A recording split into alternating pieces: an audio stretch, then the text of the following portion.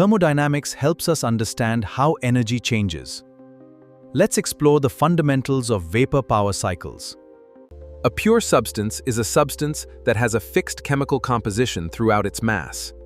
Water, nitrogen, helium, and carbon dioxide are examples. Can a mixture also be a pure substance? Yes, a mixture can qualify as a pure substance when its composition is uniform throughout. Air is an example. Can a pure substance exist in more than one phase? Yes, ice and liquid water can exist together as a pure substance because both phases have the same chemical composition, H2O. Similarly, liquid water and water vapor can exist together as a pure substance. Both phases have the same chemical composition, H2O. Now, let us study the heating of liquid water using a piston cylinder device. Initially, the water is at 20 degrees Celsius and 1 atmosphere pressure.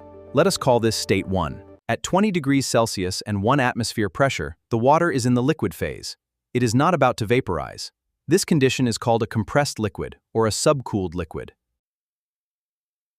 Now, let us supply heat to the water. As heat is added, the temperature gradually increases, while the water remains in the liquid phase. As more heat is supplied, the temperature continues to rise. Finally, the water reaches 100 degrees Celsius. At this point, the water is still a liquid. At 100 degrees Celsius, the water is still a liquid.